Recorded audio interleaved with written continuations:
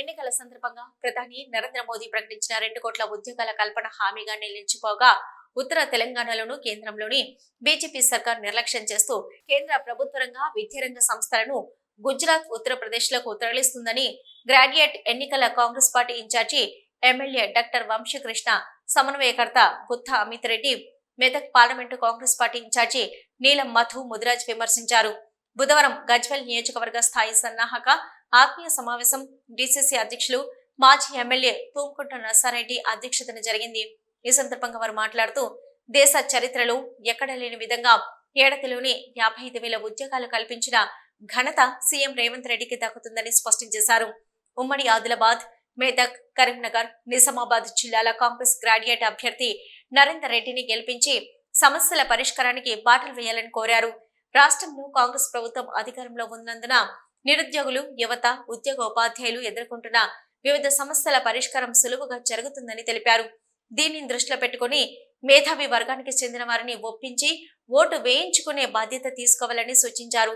రాష్ట్రంలో BJP, BRS పార్టీలు చీకటి ఒప్పందాలతో ముందుకెళ్తుండగా ఇందుకు బీఆర్ఎస్ తమ అభ్యర్థిని నిలపకపోవడం నిదర్శనమని, ఈ విషయంపై వారిని చైతన్యం చేయాలని అన్నారు. దేశాన్ని అప్పులపాలు చేస్తూ కులము, మతము, ప్రాంతం, వర్గాల పేరిట విడదీస్తూ లబ్ధి పొందాలని ప్రయత్నిస్తున్న బీజేపీకి తగిన బుద్ధి చెప్పాలని పేర్కొన్నారు. అంతేకాకుండా ఉపాధి కల్పనలో భాగంగా రాష్ట్రానికి సీఎం రేవంత్ రెడ్డి 1,50,000 కోట్ల పెట్టుబడులు సాధించగా ఎన్నో సంస్థలతో ఎంఓయూ కుదుర్చుకున్నట్లు తెలిపారు.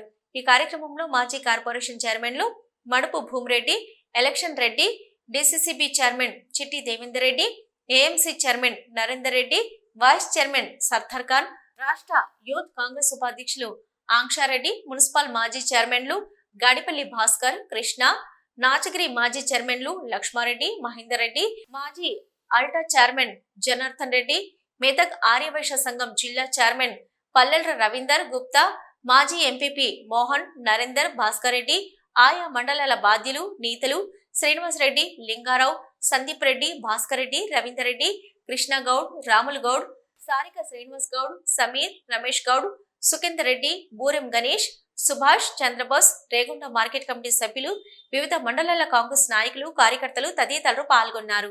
గడిచిన సంవత్సరం మొదటి సంవత్సరంలోనే రాగానే దావోస్ పోయినారు. సుమారు 40,000 కోట్ల పైచీలకు ఎంఓయూస్ కుదుర్చుకుని రావడం, అందులో అనేక సంస్థలు ప్రారంభానికి గురి కావడం, ఇంకో కొన్ని పనులు జరుగుతూ ఉన్నాయి.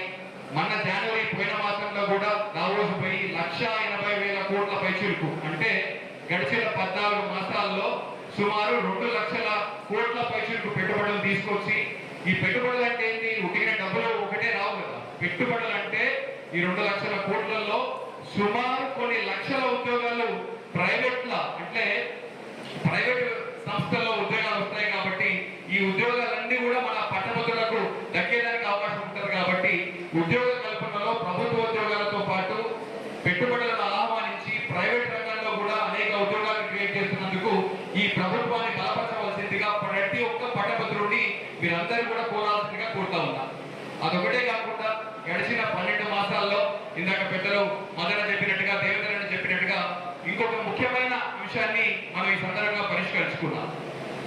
సామాజికంగా వెనుకబడి ఉన్న, ఆర్థికంగా వెనుకబడి ఉన్న కులాలను కానీ, వెనుకబడిన వర్గాలను కానీ ముందరకు తీసుకొచ్చే ఉద్దేశంతో కాంగ్రెస్ పార్టీ కులగలన చేయాలనేది రాహుల్ గాంధీ గారి కృతనిశ్చయం. కాబట్టి ఆ స్కిల్ యూనివర్సిటీ పెట్టి వాళ్ళ టాలెంట్ ప్రకారం వాళ్ళకు ఉద్యోగాలు, బిజినెస్ ఉంటే బిజినెస్ నేర్పించేదానికి స్కిల్ యూనివర్సిటీ పెట్టినామని చెప్పాలి. అదేవిధంగా ఇంటిగ్రేటెడ్ స్కూల్స్ కూడా ఓపెన్ చేసినామని చెప్పాలి. 28 స్కూళ్ళకు కూడా మనం శంకుస్థాపన చేసినామని చెప్పాలి. అది కూడా నడుస్తుంది. ప్రతి కాన్స్టిట్యూన్సీలో ఇంటిగ్రేటెడ్ స్కూల్స్ పెడతామని చెప్పాలి.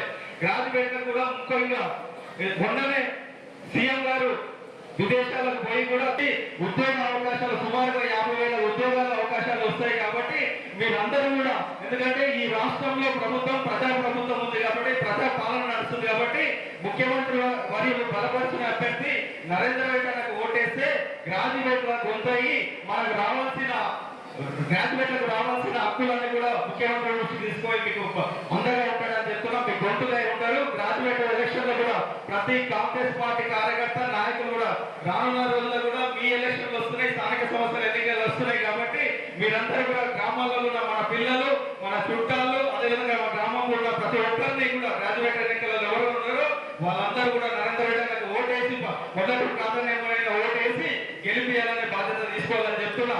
ముఖ్యంగా మనం ఇంకోటి కూడా తెలుసుకోవాలి, బీజేపీ పార్టీ టీఆర్ఎస్ పార్టీ బీసీల మీద చిత్తశుద్ధి లేదు. కానీ మన రాహుల్ గాంధీ గారు పిలుపునిచ్చి హైకమాండ్ ఒక నల్లమల్ల ముద్దుబిడ్డ ఆయన ఊరు మా కాన్స్టిట్యూన్సీలో ఉంది.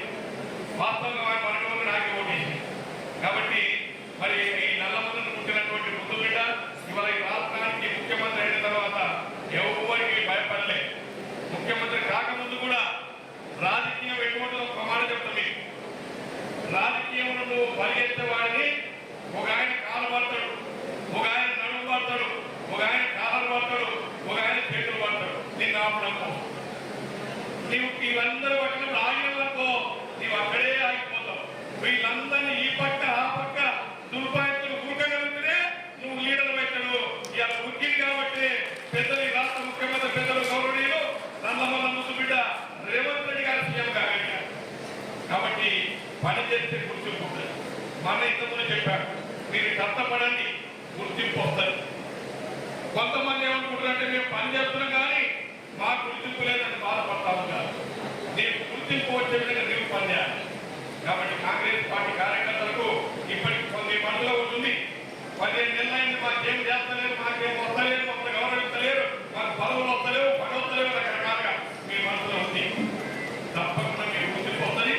ఎందుకంటే ఈ రాష్ట్రంలో కాంగ్రెస్ పార్టీ అధికారంలోకి రావడానికి మీ చెమట, మీ రక్తం, మీరు కాయగా జెండాలు మోసి చేతులు పెట్టించుకొని దండాలు రాత్రులు చేసి అనేక రకాల కష్టపడ్డారు. కాబట్టి ఈ తెలంగాణ రాష్ట్రంలో కాంగ్రెస్ పార్టీ వాళ్ళ అధికారంలోకి వచ్చిందంటే కేవలం కాంగ్రెస్ పార్టీ కార్యకర్తల పట్టుదల, ఓర్పు, వాళ్ళ కష్టపడనే ఇవాళ ఈ ప్రభుత్వం ఉండడానికి అందరూ నేను కూడా జిల్లా అధ్యక్షుడు, అందరూ కూడా జిల్లా అధ్యక్షుడు. నాకు ఎక్కడ పోయినా ఇవన్నీ వస్తా ఉంటాయి.